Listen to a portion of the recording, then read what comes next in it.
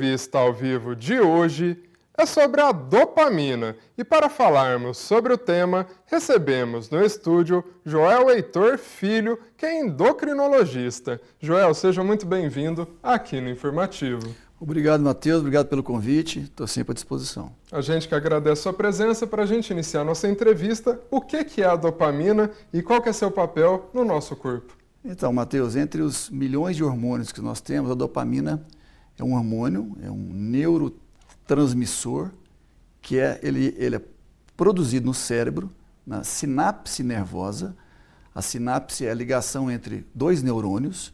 Então, esse hormônio, a dopamina, faz essa ligação, essa conexão, e ela é responsável para a nossa sensação de bem-estar, de estar conectado com as funções ativas nossas, o raciocínio, o aprendizado. E ela tem um papel importantíssimo quando a gente chama de sistema límbico de recompensa. O que seria isso? O sistema límbico de recompensa é quando você adivinha, como se adivinhasse uma sensação boa que vai acontecer no futuro. Então essa sinapse libera esse hormônio que você consegue fazer essa conexão, inclusive nas questões motoras, no raciocínio, como eu já disse. E em relação a esse sistema de recompensa, entra muito a questão de compulsão alimentar, sabe? A gente está dentro da endocrinologia, né? A gente está numa epidemia mundial, uma pandemia de obesidade, que um dos hormônios interligados nesse sentido, nesse descontrole da ingestão de alimentos com alto valor calórico e baixo valor nutritivo, um desses hormônios que participa é esse hormônio que acabamos de citar, a dopamina, que liga entre outro receptor lá nesse sistema mesolímbico, chamado receptor MC4R, que pode aumentar a fome, aumentar a compulsão e, consequentemente, se o paciente não tiver um equilíbrio de nutrientes, o que está ingerindo, o que está gastando, levar ao ganho de peso e a outros transtornos psiquiátricos, como depressão, como ansiedade. Perfeito, Joel, muito bem explicado. E eu sei que esse tema gera muitas dúvidas, né, na população. Pensando nisso, nossa equipe foi às ruas ver quais são essas dúvidas. Por isso eu te convido agora para assistir uma primeira dúvida da população. Eu gostaria de saber por que a dopamina é considerada o hormônio da felicidade. É justamente por isso, né? Ela que faz essa ligação entre os neurônios. Quando você faz uma atividade física regular, você tem uma alimentação saudável, você libera mais dopamina. Então você se sente com melhor satisfação, bem-estar. E a gente diz, entre aspas, que é o hormônio que deixa as pessoas mais felizes, né? Com melhor raciocínio, inclusive. Tem muito a ver também, Matheus, questão do sono. As pessoas que têm insônia ou que têm dificuldade de iniciar o sono ou que acordam várias vezes durante a noite, tem uma liberação menor desse hormônio e, consequentemente, isso também leva a uma ansiedade que também dificulta você iniciar o sono. Então é importante nesse sentido, além de uma alimentação saudável, quando eu digo alimentação saudável, uma alimentação sempre equilibrada, né? Nunca dietas radicais, né? E o exercício físico regular, recomendado, no mínimo 150 minutos por semana. Pois é. Mas eu queria te perguntar, né, por que ao mesmo tempo que ela está relacionada à questão da felicidade, ela também está relacionada à depressão e ansiedade? Por que acontece Justamente isso? por isso, nós temos que ter esse equilíbrio. Quando está em deficiência, em falta na sinapse nervosa, nesse sistema lá do sistema nervoso, você acaba desencadeando e aumentando a chance, de acordo também com a predisposição genética, a levar a mais transtornos ansiosos e depressivos. E ela está relacionada também com o uso de medicamentos, substâncias químicas, isso também interfere? Interfere sim. Inclusive tem vários medicamentos que se usa para você reduzir a questão de ansiedade, melhorar a questão do sono e cuidar dos transtornos depressivos que são muito frequentes nos dias de hoje, né? Tem uma estatística aí, mundial, inclusive, que nós temos em termos de 1/3 da população mundial de 20%, 25% até 1/3 da população mundial com transtorno depressivo menor ou maior, que a gente chama.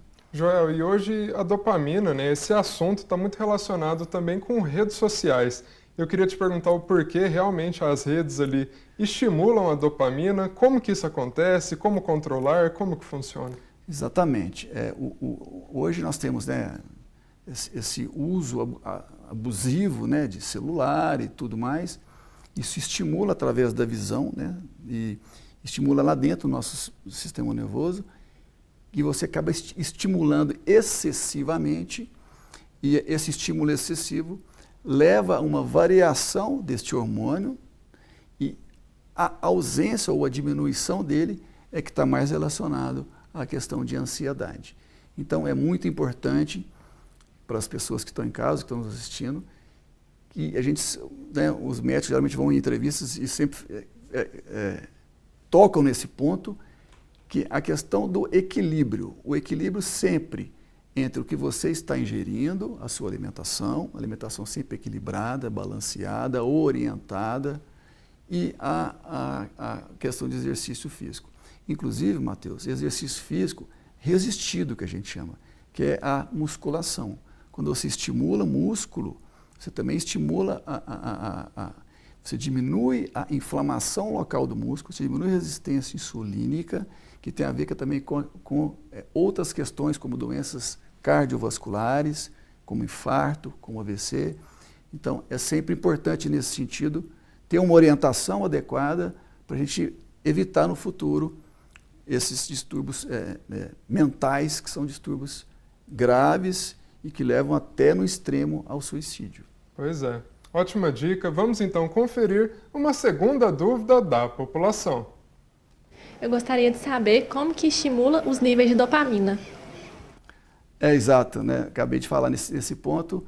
É importante demais essa alimentação equilibrada, ingestão de aminoácidos, não aminoácidos como suplemento, aminoácidos que estão disponíveis em alimentos como verduras, hortaliças, como carnes, como frango, como ovo, né? Sempre com equilíbrio, e o exercício físico, que é o que mais estimula a liberação desse hormônio e que mais leva, de forma geral, a saúde das pessoas para reduzir doença cardiovascular, para reduzir diabetes, para reduzir obesidade, para reduzir, no final, redução de morte. Excelente. Joel, resumindo então, é possível controlar a dopamina de forma natural, como você disse, né? Com certeza. E no último caso, né, se você não consegue ter esse bem-estar com exercício físico, alimentação saudável, sempre ir atrás de um profissional, né, um médico, que tenha orientação, porque se precisar, nós devemos usar medicamentos que atuam nesse sentido. E quando essa procura deve acontecer, né? Como identificar ali que os níveis não estão normais? Como que ocorre isso? Então, geralmente as pessoas mudam e variam o humor, né? Tem várias maneiras, né? Ou a pessoa se sente mais quieta, né? Ela diminui a questão do relacionamento com outras pessoas, a questão do choro, né? A questão de noites mal dormidas, de insônia. E aí, se ela não está se sentindo bem, ela deve sempre ir atrás de uma orientação, ou alguém que está convivendo com ela, né? Geralmente um marido, né? Uma esposa, um filho, e que percebe que a pessoa está mudando o seu comportamento referente a várias atitudes na vida que nós temos que ter, né, um equilíbrio emocional para podermos conviver bem conosco, né, com nós mesmos e com outras pessoas. A gente pode dizer que a tecnologia é a grande vilã nessa história? É uma coisa inevitável a tecnologia hoje, né, Matheus? É uma coisa assim que não tem como ele dar um passo e regredir. Eu acho que o equilíbrio é o que deve ser sempre buscado ao extremo, né? Assim, você ter um equilíbrio em tudo que você faz, né? O que é excesso é ruim para tudo, né? O excesso de atividade física também pode, em extremo, causar arritmia cardíaca, pode levar à morte súbita, né? Então, exercício físico sempre equilibrado, balanceado, alimentação do mesmo jeito, e o uso do celular e tudo mais, também com um certo rigor, com tempo principalmente nas crianças, né? Crianças devem ter um tempo menor de uso dessas tecnologias para evitar, inclusive, ganho de peso infantil. Obesidade infantil também está relacionada com isso, porque quanto mais a população infantil está ligada à tela, ela está alimentando errado, porque os cuidadores, os pais, muitas vezes não usam, mas a pessoa que está cuidando da criança, para a criança ficar quietinha, dá um celular, dá um tablet, né, para ocupar, e já dá logo um biscoitinho, uma alimentação com alto valor calórico, com baixo valor nutritivo, e, consequentemente, esse desbalanço energético ao longo do tempo leva a ganho de peso, leva a outros problemas graves também em crianças. Perfeito, Joel. Excelente explicação. Muito obrigado pela sua participação aqui no Informativo. Obrigado, Matheus. Estou sempre à disposição. Seja sempre muito bem-vindo.